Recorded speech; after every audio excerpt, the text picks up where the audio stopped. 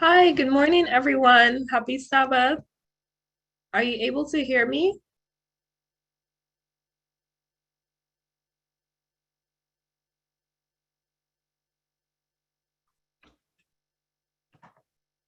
Okay.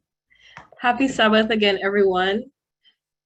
I will be doing our presentation for today, and the title that we're looking at is Sugar, Spice, and Everything Nice. And we're going to take a little bit of a closer look at sugar. So the title for today is Sugar, Spice, and Everything Nice.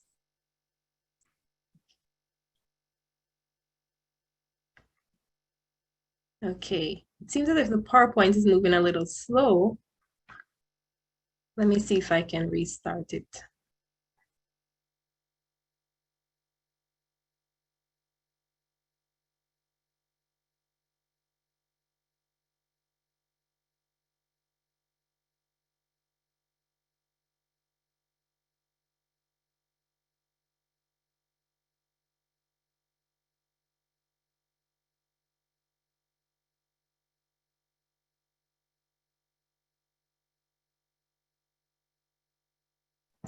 All right, I'll try one more time.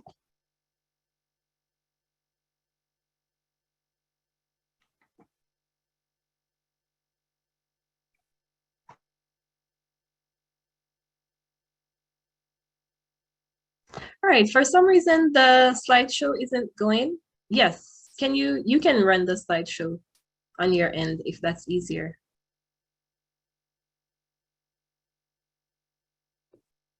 All right, so while we're pulling up the PowerPoint. Again, our topic is sugar, spice, and everything nice. And I just wanted us to take some time to take a look at sugar, its effects on our bodies, and hopefully definitely some good options that we can use.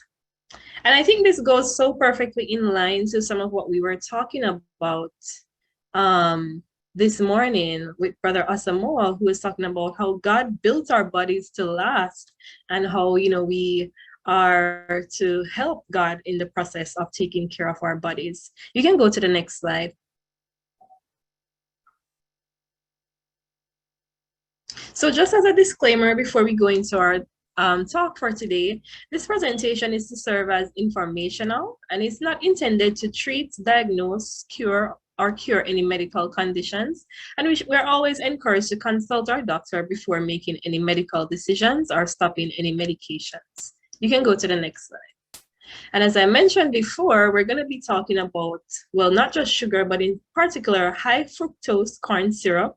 And I just included some examples of foods there on the slide that had been reported to contain high fructose corn syrup.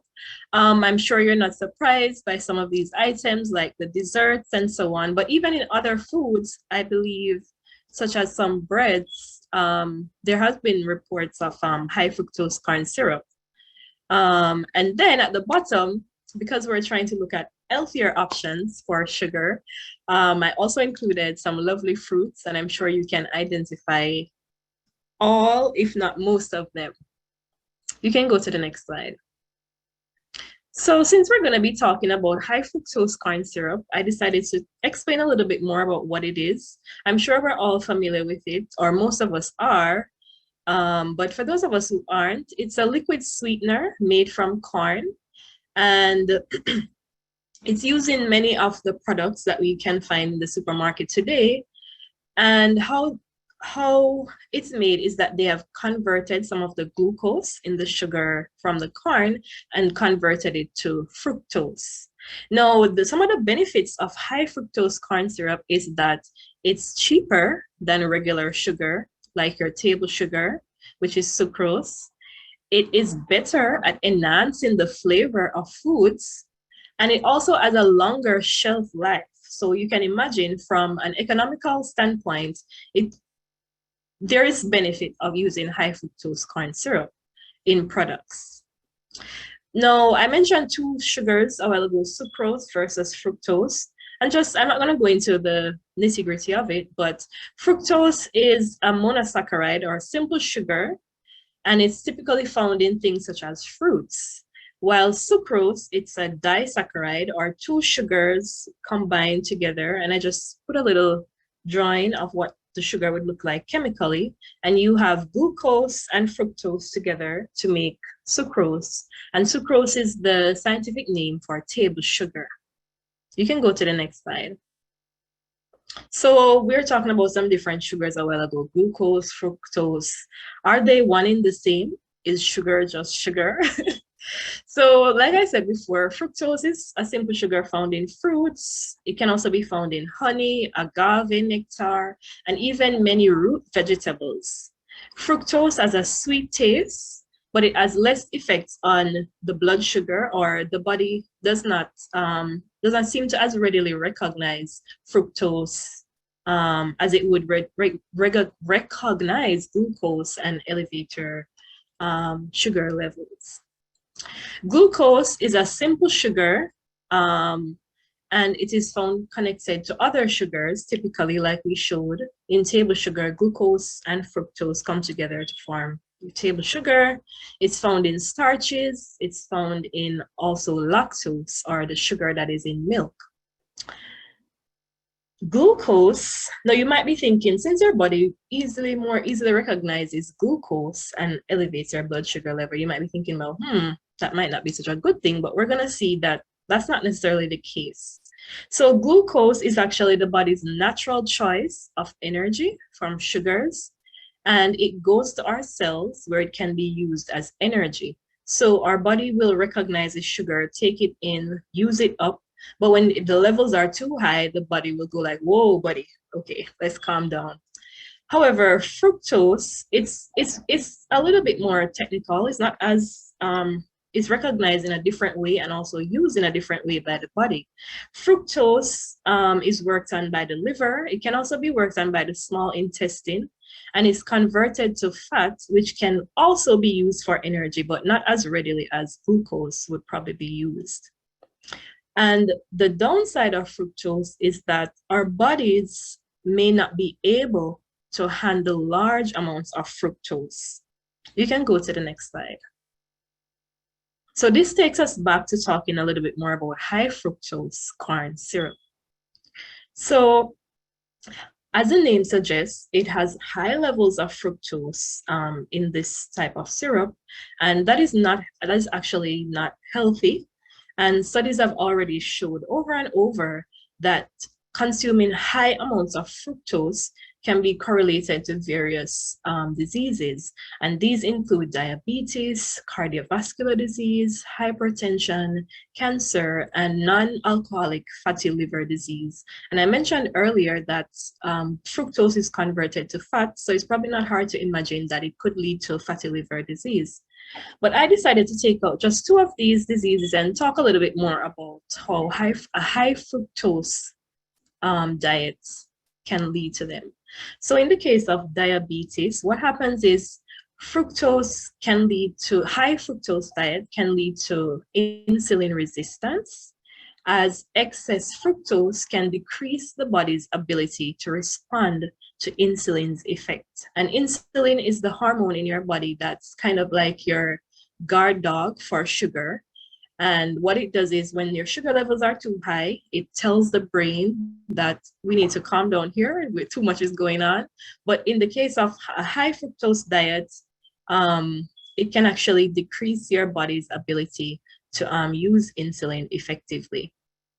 And then in the case of non-alcoholic fatty liver disease, this disease is caused by fat buildup in the liver, as we mentioned, and it can vary in severity, where from one condition you may have fibrosis of the liver, scarring of the liver, or inflammation, and to another extreme where it can even lead to cancer of the liver. And it appears that fructose provides the conditions in the body that promote processes that cause fat formation or lipid formation and exacerbate or make lipid accumulation worse in the liver. So those are just some of the things that a high fructose diet can cause. You can go to the next slide. So, but what about a little sugar? Well, Fructose, it's also found in fruits and vegetables. It's not only used commercially in high fructose corn syrup, it's actually found naturally in some of the foods that we eat. But it appears that when fructose is in this form, it's much healthier. As you can imagine, it's probably in a more natural state. And in fact, patients, even with conditions such as obesity, diabetes, and hypertension, have even been encouraged to get fructose from healthy sources, and even specifically from fruits such as blueberries, apples, and grapes. So fructose intake is not bad, but being aware of the source and a high fructose intake is where the caution lies. So let's switch our focus then to talk about some healthy sources of sugar. You can go to the next slide. So as you have seen, a high fructose diet can be detrimental to our health. So it's very important that we are aware of what are some better sugar options for us. And these are just some pictures that I included here. We're seeing honey, agave nectar, raisins, banana, cane sugar juice, and even molasses. These are some healthy options for sugar intake. And while the best option is to limit sugar intake, these are some healthy sources for when we do want to use sugar in our diets, whether to like sweeten different foods or even to add them to things like pastries and so on. So these are very good options. You can go to the next slide. So just like before, I took out two examples and I talked about them, two examples of diseases caused by high fructose diet. I'm going to also take out two examples of good sources of sugar and talk about how they can actually improve or help our diet. So honey contains 40% fructose, 30% sucrose, water, pollen, and minerals. And some of the benefits of honey, as we mentioned before, honey does contain fructose, but remember, high fructose is where the caution is, not necessarily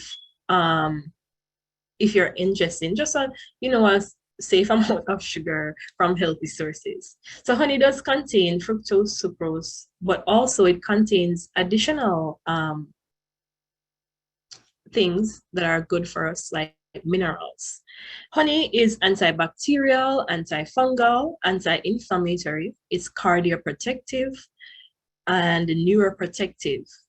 And just to take out a little bit and expound on the neuroprotective effects. So a lot of the nerve damage that we see in some diseases, like, Alzheimer's, etc., and other diseases, a lot of times when nerve damage occurs, it's caused by stress from free radicals. And when our antioxidants are depleted. Now, honey so happens to contain antioxidants in varying amounts, depending on the quality of honey that you get, as well as the region where you get your honey from. It's going to vary, but it contains antioxidants nonetheless.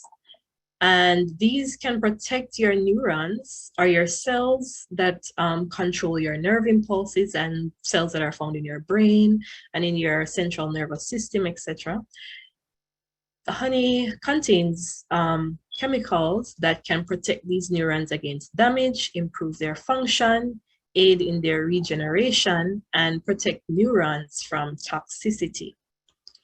Molasses, another option for good sugar, probably maybe less so common, but it's an option nonetheless. Some people like to try molasses. Some people may like to try new things, so I include it here. Molasses is the syrup that is left behind after sugar is crystallized from cane or beet juice. And it is also sweet, though not as sweet as, of course, the cane juice and so on. But it is also sweet. And typically, blackstrap unsulfured molasses is going to be the better option if you do want to try molasses. Blackstrap unsulfured molasses. Some of them may be a little bitter, but you can always try it out and see which one you like, which brand you like. Molasses contains vitamins, especially B vitamins such as B5, B6, B3, and minerals that are good for us, such as calcium, potassium, and magnesium. So these are two good sugar options that are not only able to, provide sweetness to our food, but also have additional health benefits. You can go to the next slide. And so to close, I just want to encourage us that let us be aware of our sugar intake, specifically from foods with high fructose corn syrup. Sugar can be a source of energy for us. It is a source of energy that our body uses. Let us always remember to limit our intake and choose it from sources that promote health. And to end, I want to leave us with the scripture from 3 John 2 that encourages us, or rather it's a wish from God to us, where he says, "Beloved, I wish above all things that thou mayest prosper and be in health, even as thy soul prospereth." Thank you so much.